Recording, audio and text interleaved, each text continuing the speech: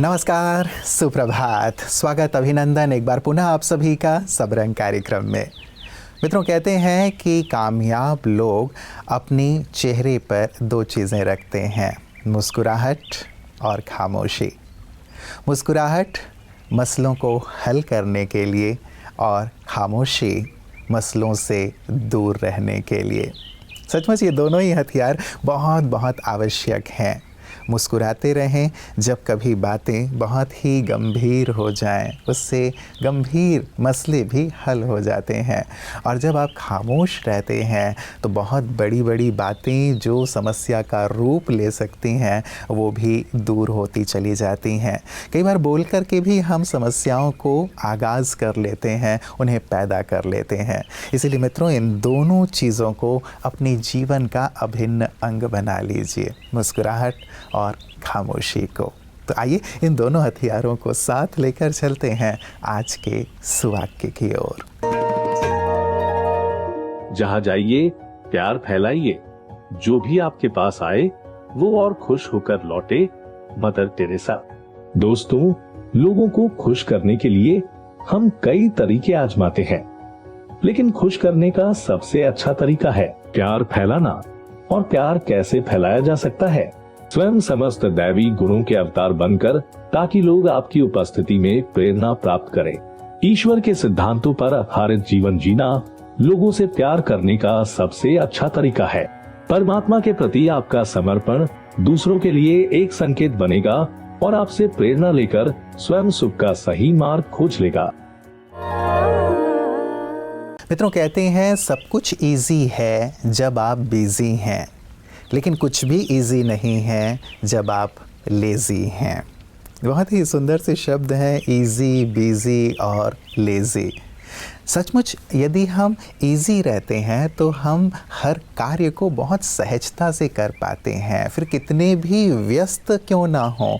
यदि हमारा मन सरल होता है तो हम सरलता से बहुत बड़े बड़े कार्यों को भी सहजता से कर लेते हैं। लेकिन व्यस्त रहना बहुत बहुत ज़रूरी है मित्रों, क्योंकि जो लेज़ी होते हैं, आलसी होते हैं, वो कार्यों को कल पर टालते रहते हैं कि कल कर लेंगे, परसों कर लेंगे, और जीवन का अधिकांश समय वो इसी में नष्ट कर देते हैं। और इस आलस्य से उनका मन भी कमज़ोर होता चला जाता है।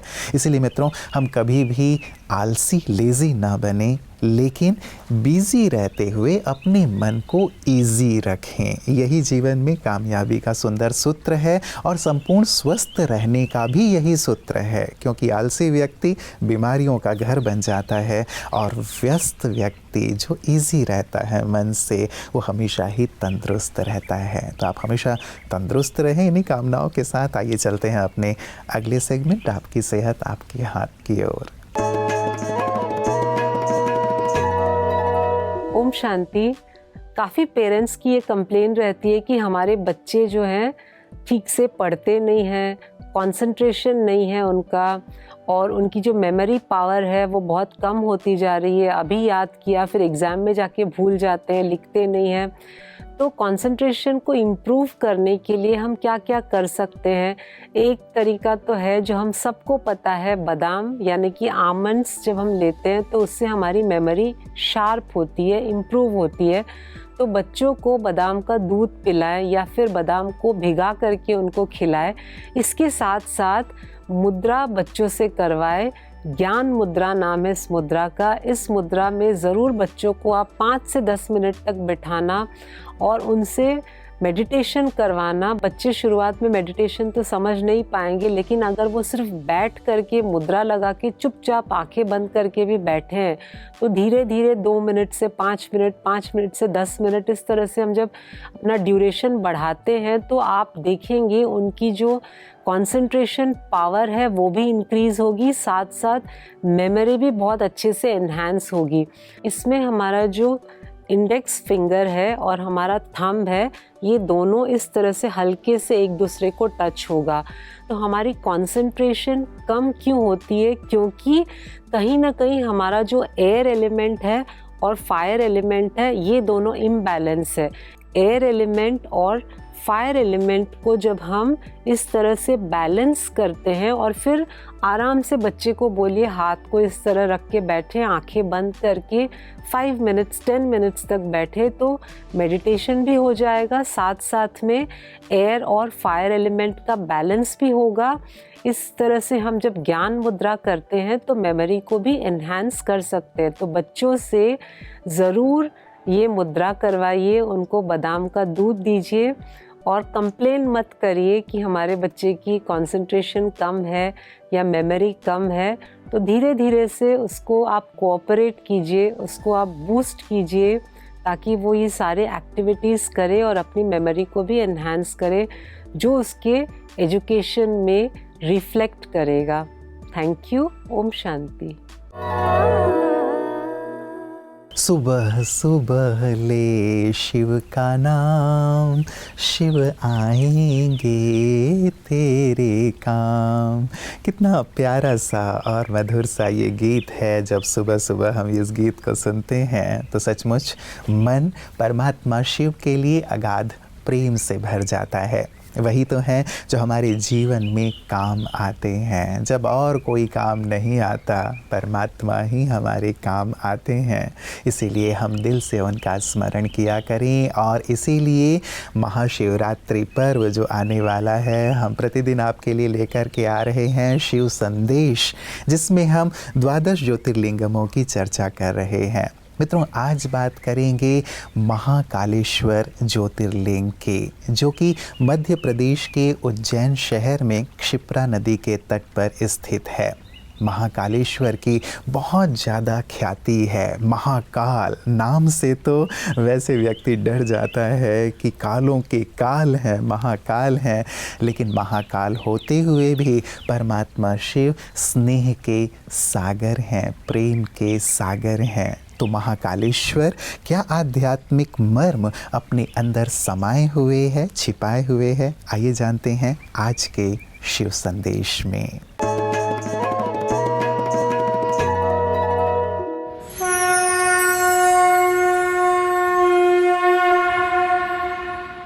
महाकालेश्वर एकमात्र ऐसा ज्योतिर्लिंग है जिसका मुख दक्षिण की ओर है, जबकि अन्य सभी ज्योतिर्लिंगों का मुख पूर्व की ओर है।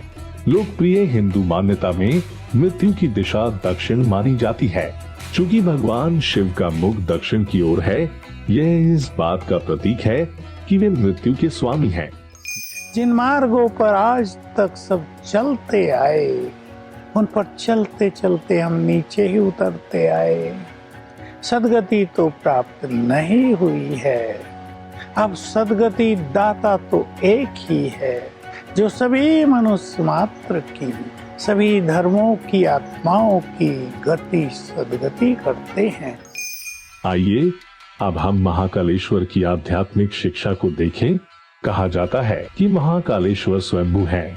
अध्यात्म में देह अभिमान को मृत्यु और आत्म चेतना को जीवन माना जाता है।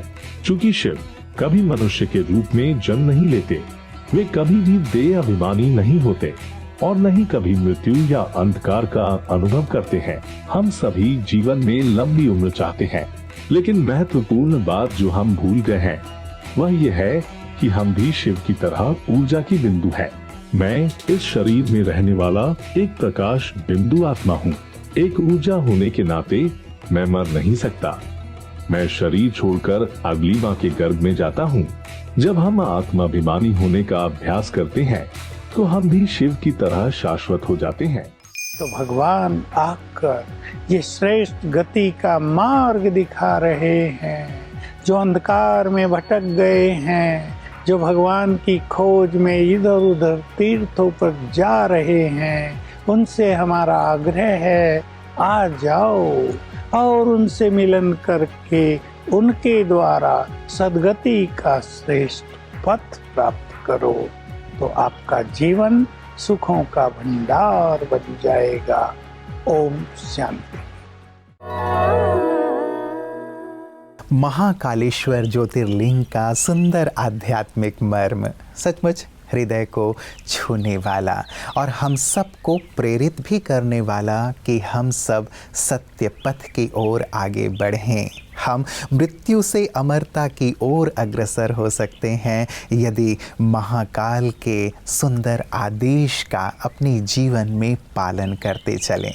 जो परमात्मा के पथ पर चलते हैं वो सचमुच अमरत्व की ओर चल पड़ते हैं। उनका कभी विनाश नहीं होता, उनके जीवन में सुख शांति और आनंद भर जाता है।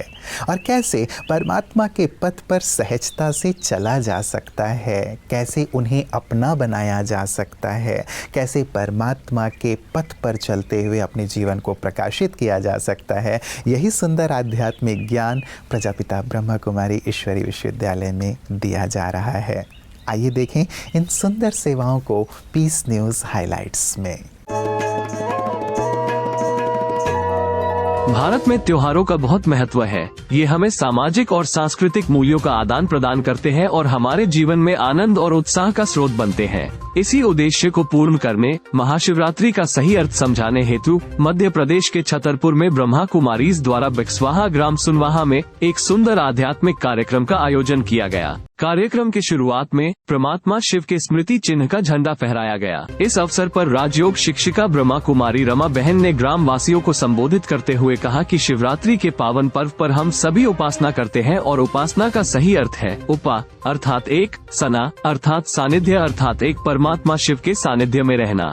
इसके साथ ही ब्रह्मा कुमारी बहनों ने आध्यात्मिक प्रदर्शनी द्वारा ग्राम वासियों को परमात्मा का सत्य परिचय दिया और अंत में उनसे नशा मुक्त रहने की प्रतिज्ञा भी करवाए। मित्रों, हम जीवन में बहुत सारी चीज़ें खो देते हैं, ना जल्दबाजी में बोलकर और हाँ बहुत देर से बोलकर। सचमुच जीवन में ये स्थिति परिस्थिति बनती ही रहती है जब हम एक ऊहापोह की स्थिति में आ जाते हैं कि हाँ बोलूं या ना बोलूं। हमें इस बात का निर्णय तत्काल कर लेना चाहिए। ऐसी बुद्धि हमारे पास हो, ऐसा विवेक हमारे पास हो। यदि कोई हमें गलत राह पर चलने के लिए कह रहा है, गलत बात कह रहा है, उस ओर अग्रसर कर रहा है, तो हमें तत्क्षण ना कर देना चाहिए। और जो हमारे जीवन में उन्नति में सहायक हो सकता है भौतिक या आध्यात्मिक रूप से, उसे हमें हाँ करना चाहिए। यही एक सुंदर सी समझ सचमुच विकसित कर देता है आध्यात्म हमारे अंदर कि किस बात को हम ना कहें और किस बात को हाँ कहें। तो आप अपने जीवन में गलत बातों को ना करते चलें और सही बातों को जो आपको सफलता की ओर लिए चले उसे हाँ कहते हुए जीवन में आगे से आगे बढ़ते चलें। इन्हीं सुंदर मंगल कामनाओं के साथ नमस्कार। ओम शांति।